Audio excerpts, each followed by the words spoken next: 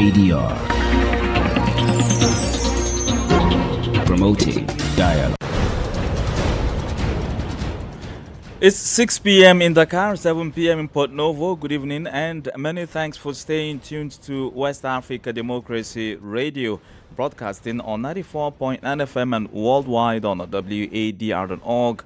Welcome to the third edition of Newslink. First, our top stories. Ghana's Attorney General investigates nationwide ghost names scheme, denies political bias in prosecutions. And so we have a duty to account to the people of this country. And so when I'm taking prosecutorial decisions, I need to account to the people of our country for the decisions that I take.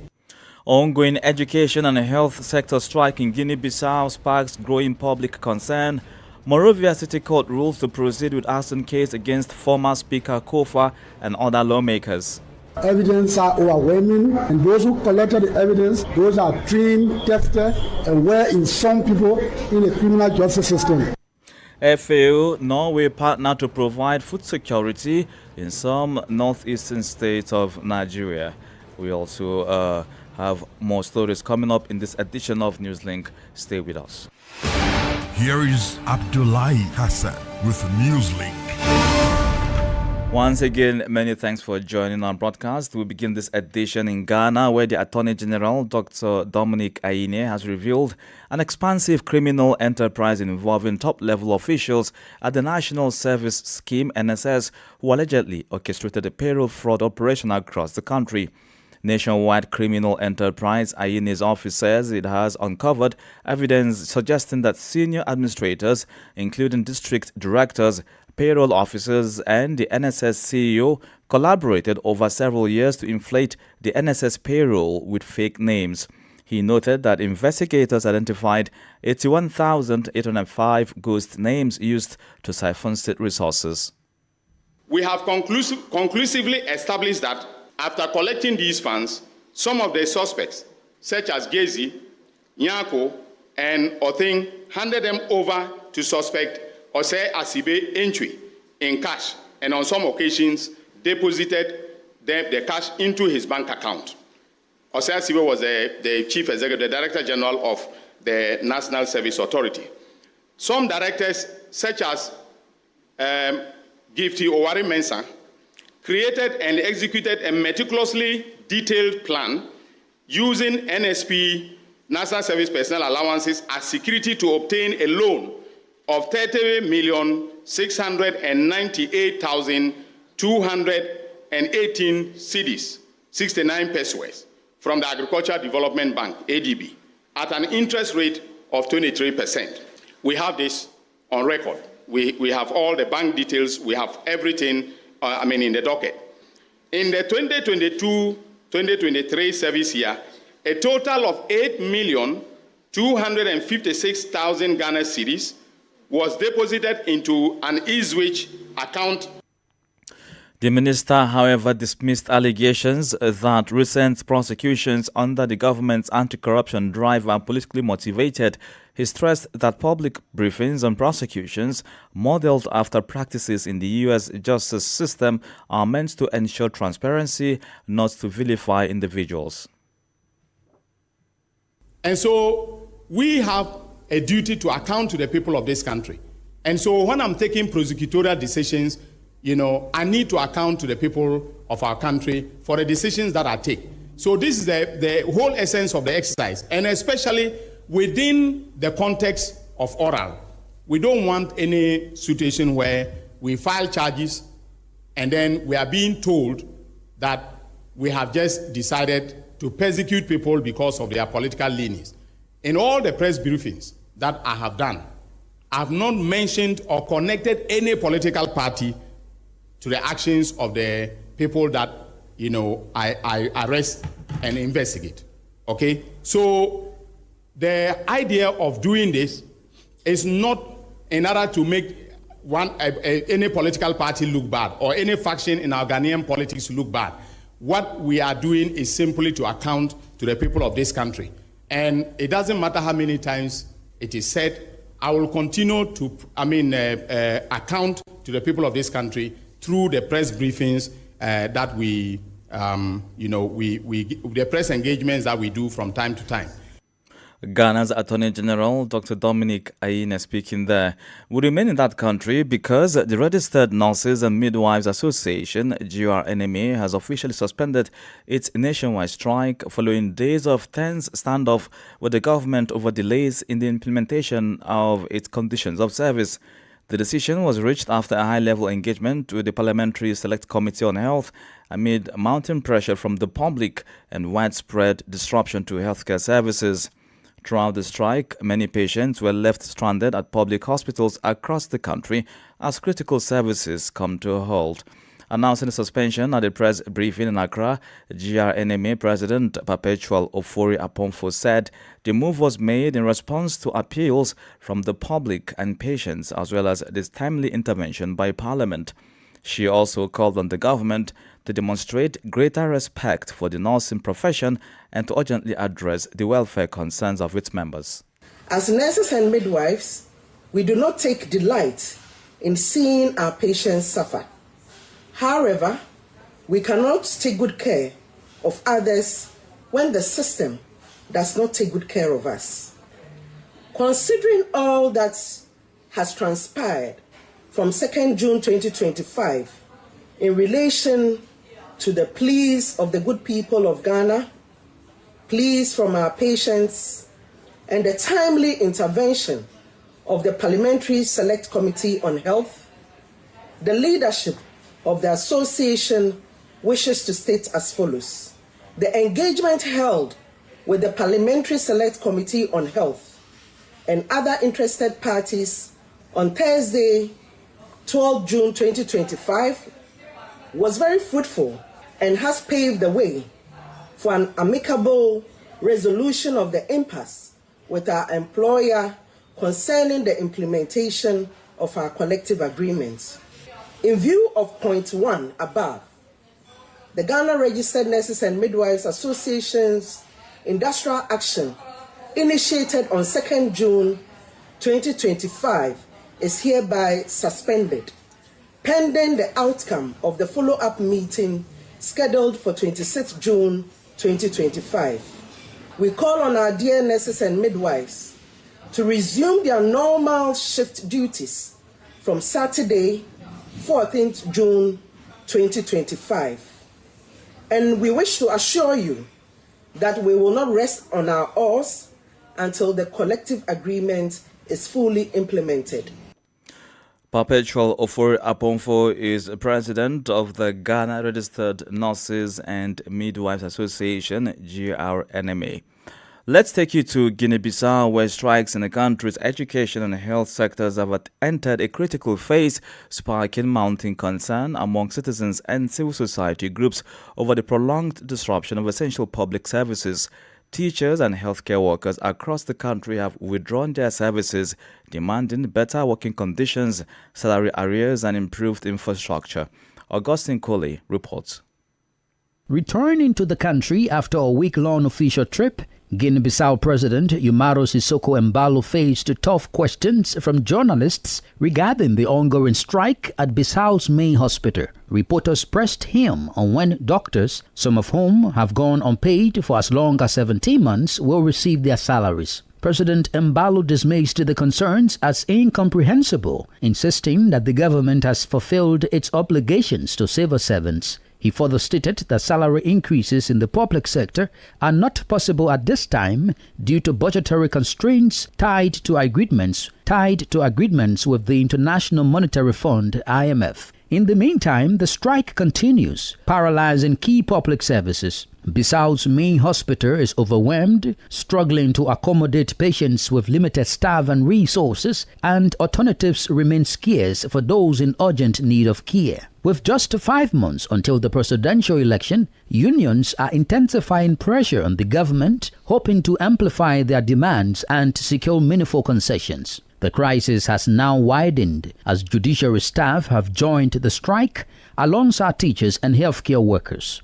The coordinated action, now entering its second week, shows no signs of slowing and could be extended if demands remain unmet. Observers warn that the prolonged disruption risks deepening public dissatisfaction and may have significant implications for the country's political stability in the lead up to the polls. Augustine Collet there with that report. More stories coming up on West Africa Democracy Radio. Newslink continues.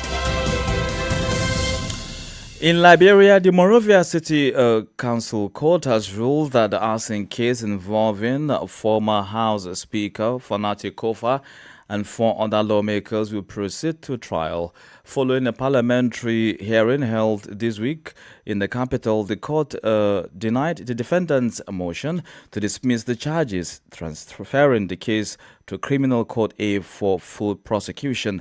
The decision comes shortly after the accused Fonati Kofa, Abu Kamara, Dixon Sebo, and Jacob Dibi were released on bond from Monrovia Central Prison. They are facing multiple felony charges including arson, attempted murder, and criminal conspiracy stemming from the alleged burning of the capital premises. WED's Monrovia correspondent Abraham Parker reports. Following a detailed review of the evidence presented during the hearing, Magistrate Ben Bako has ruled that there is a sufficient cause to proceed with the case, rejecting the defendant's motion for dismissal. The ruling clears the way for a full trial. In response to the decision, defense attorney Jennifer Masakwe, representing former Speaker Kofa and the other accused lawmakers, reiterated the fundamental legal principle of presumption of innocence. The defendants are presumed innocent until they can prove it beyond a reasonable doubt. That burden of proof remains with them until this matter is established to adequately represent the defendant in this matter, right? We represent the interest and ensure that justice is administered. I am not disappointed at all. This is a procedure. The matter doesn't end yet. The matter is being transferred to the court that has authority to investigate this kind of crime charge. So at that court, they have to prove beyond reasonable doubt. On the other side, Solicitor General Augustine Fayard, representing the government, voiced strong confidence in the prosecution's case. Evidence are overwhelming, and those who collected the evidence, those are trained, tested, and were in some people in the criminal justice system. They have made no mistake, and you will see it from now on. We are going to hold those who bring our sacred house. This is a state house. This is where the decision comes from. This is the board of directors of our government. They make the decision. They do the expenditure. They determine what the president make. They determine what we make a prosecutor. When that house, it means we are bringing the government to its knees. As proceedings move on, the case continues to draw attention from legal experts and the public alike, giving its potential impact on the defendant's political features and the broader governance landscape in Liberia. For Newslink on WADR, I'm Abraham Parker from Monrovia. In Benin, Julian Kande Kansu, an activist and a member of the Democrat Party, was placed in custody on Thursday following his presentation to the court for the repression of economic offenses and terrorism CREAT. Christopher Ticho has more in the following report. At the end of the hearing, the magistrate ordered his remand in custody, pending his trial scheduled for July 1, 2025. Julian Kande Kansu is accused of publishing false news and electronic harassment offenses under Benin's Digital Code. Recall, Julian Kande Kansu was arrested on Thursday, June 5, at his home by 6 plainclothes police officers before being taken to a destination that remained unknown for several hours. On Sunday, June 8, a search of his home was carried out as part of the ongoing investigation, as confirmed by his lawyer, Augustin Abalo. Julian Kande Kansu, 34, is the author of several books, the latest of which, Yayi the Legend, was published in September 2024, an active member of the communications unit of the Left Democrat Party. He recently distinguished himself on social networks with virulent criticism concerning governance infrastructure, and the high cost of living. The charges against him are reportedly based primarily on a post in which he allegedly spoke of an electronic revolution in 2026 and criticized internet taxation, a way to silence dissenting voices. Another post denounced the economic monopoly held by certain figures in power. Despite the hearing, Julian Kandekansu, despite the tension, kept smiling. According to his family, he remains calm and determined to assert his rights during the trial scheduled for July 1. Christopher Ticho reporting there. You are listening to Newslink here on West Africa Democracy Radio, broadcasting from Dakar, Senegal. We are live on wadr.org. Here's a reminder of our top stories. Ghana's Attorney General investigates nationwide ghost names scheme, denies political bias in prosecutions. Ongoing education and health sector strike in Guinea-Bissau sparks growing public concern. Monrovia City Court rules to proceed with arson case against former Speaker Fanati Kofa and 3 other lawmakers. Still ahead in the news, FAO, Norway, partner to provide food security to some Nigerian northern states. We also have the guest interview and sports news. Please stay with us. West Africa Democracy Radio. It's you speaking. The Secretary to the Nigerian government, George Akume, has reaffirmed the country's commitment to democracy, especially in light of the recent resurgence of military coups across West and Central Africa. Akume gave the assurance on Thursday as Nigeria marked 25 years of uninterrupted democracy. The struggle for June 12 was a pivotal moment in the nation's history as millions of citizens from towns and villages took to the streets demanding democracy and just governance. From Abuja, WADR's Yechenu Sasetu reports. In the past 5 years, the West African region has experienced over 10 coup attempts, starting with the military takeover in Mali in August 2020. Countries such as Burkina Faso, Guinea, Chad, and Niger have since faced similar disruptions. Despite this surge in military takeovers, Nigeria has maintained its democratic journey for 26 consecutive years. George Akume, the Secretary to the Government of the Federation, refers to Nigeria as a beacon of hope in a region struggling with instability. He made this statement while reflecting on the state of democracy across the continent in commemoration of Democracy Day. Nigeria is powering forward in democratic rule. Even though we have not attained the democratic heights envisioned, we are confident that our path is straight and will lead us to a desired destination. Akume took the opportunity to honor Nigeria's democracy heroes, those who fought, protested, and in some cases sacrificed their lives in pursuit of a civilian-led government. He emphasized that the contributions of these individuals should never be forgotten. To all of them, we owe a debt of gratitude.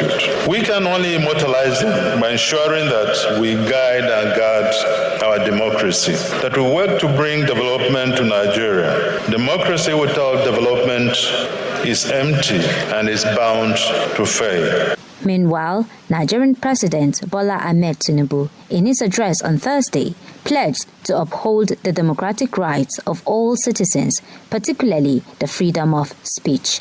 The president also conferred national honors on notable figures, including Nobel laureate Wole Soyinka and the Bishop of the Sokoto Diocese, Matthew Kuka, among others. For WADR, Yechinu Sasetu in Abuja. Meanwhile, the Food and Agriculture Organization, FAO, has received a $1.4 million boost from the government of Norway to help address food insecurity in northeast region of Nigeria.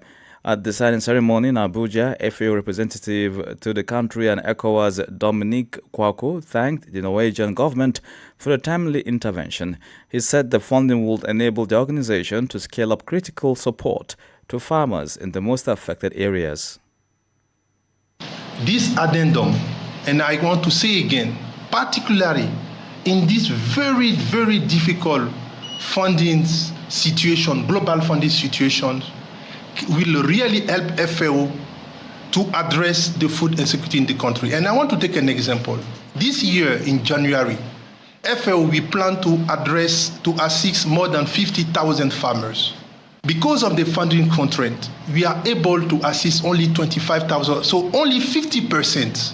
But with these additional funds, mainly on this coming rainy season, we'll be able at least to increase the number of farmers to 25,000 to almost 32,000 farmers, additional farmers that will be able to support in terms of seeds, in terms of fertilizer, and to help them to produce more. Dominic Kwako is a FAO representative in Nigeria. Now, according to him, the intervention, which spans across Borno, Adamawa, Taraba, and Yobe states, aims not only to enhance food production, but also to strengthen climate resilience, ensuring that communities can recover and thrive in the face of ongoing challenges. Still on agriculture matters, but here in Senegal, President Bassirou Diomaye Faye officially inaugurated a new onion processing plant in Rosebecho, St. Louis region on Friday morning, a major step forward for the country's agri-food sector. The facility was established by the private group Surf Ingredients. In his address, the president commended the project's promoters for bridging the gap between local producers and the agri-food industry. He noted that the plant's contractual model offers farmers stable incomes, improving the ability to engage with financial institutions. President Faye further emphasized that beyond the direct employment opportunities, the project underscores Senegal's belief in industrialization as a critical driver of agricultural growth, which he described as the backbone of national economy. The new facility is expected to enhance value addition in the onion sector and support the broader push toward food sovereignty and economic resilience. Politics, analysis on major news, social matters, and all. This is A Guest. Well, the guest segment tonight takes us to Ghana, where the Minister of Communication, Digital Technology and Innovation, Samuel George, has urged the owners of radio stations that were ordered to shut down for violating the Electronic Communications Act of 2008 to take advantage of a 30-day grace period to get their affairs in order. Failure to do so could result in the loss of their licenses. On Thursday, the National Communications Authority, NCA, ordered over 62 radio stations to suspend operations due to regulatory breaches. In response, President John Mahama instructed the minister to work with the NCA to reinstate the affected stations in line with his commitment to free speech. However, minority members in Ghana's parliament criticized the president's intervention, stating that the decision is an overreach of authority. Our guest is Cecil Mills, president of the Ghana Independent Broadcasters Association. GIBA's position, as you know, GIBA is an association of private broadcasters in Ghana. Much as we do stand strongly for protection of the media interests, especially of the private owners, both the media houses and their staff. The reasons for these closure are not directly media infringements. But in this case, it's a bit unique in our current circumstances that most of the stations that were listed, some as far back as 2023, had not met their financial obligations. In your case, how is GIBA supporting its member stations that are affected during this 30-day grace period? And what challenges are stations facing in trying to meet the regulatory requirement? Okay, so what we did in the first phase, we actually reached out to our members. And let me do a caveat here. Our association does not necessarily cover all the stations. We have close to 700 radio stations in this country. Our membership is over 350. What we do is we actually make sure compliance is one of the things that we do in make sure that our stations are compliant, not just in terms of meeting the regulators' requirements in terms of things to do with copyright. We've got things to do with taxation, tax compliance, etc. So as part of that, we actually regularly did. But when this happened, we actually wrote out to our members and we did ask them that had anybody received a letter from the regulator, which is the National Communications Authority, should reach out to us so we can look specifically at what the issues are and see how we can chart the path. A couple of stations did reach out to us, and there were various. In fact, all the stations that did reach out to us, none of them have been affected in this closure, those who reached out to us. So for our members, we have done that. In this sweep yesterday, we also reached out again that in case anybody missed out on the first one, they should reach out to us. As of this morning, nobody has. There were 2 members who called, but currently they are on air. But for one member, it was just one more inspection that was due. And I think that has been resolved. What reforms or changes would JIBA like to see in regulatory framework to better balance compliance enforcement with the protection of press freedom in Ghana? So we actually have found out that over the years that we have a number of laws somewhere where actually constitute, and the different laws, some sitting within the realm of the NCA regulation. We've got the Electronic Communications Act. We've got the National Media Commission Act. We've got these separate laws that are subservient to the main constitutional law that actually gives me the media protection. But however, you would agree with me that over the years, there has been a very significant change of what we call media. There's new media. There's been lots of changes in terms of platforms. We're using analog single station broadcast where people are transmitting on their own. Now we have a DTT platform. And we have a record of even fighting where we believe that the use of change of technology was being used to infringe on possible media freedom rights. We actually have been to court on such issues and have won some cases. We have fought off the NMC in terms of bringing a law that seemed to bring censorship. We realized that instead of fighting these single laws that some may be with age and time in bits, we need a modernized broadcast law for Ghana. Our guest was Ceci Mills, president of the Ghana Independent Broadcasters Association. And in the world of sports, Nigeria's Super Falcons have maintained their position as the highest-ranked women's football team in Africa, according to the latest FIFA Women's World Ranking released on Thursday. The 9-time Women's Africa Cup of Nations WAFCON champions are ranked 36 globally with 1,623.29 points. Despite growing competition from emerging African powerhouses, the Super Falcons remain a formidable force. Their recent 2-0 victory over the indomitable Lionesses of Cameroon in a friendly game at the Moshood Abiola Sports Arena in Abeokuta has further solidified their credentials as the team to beat.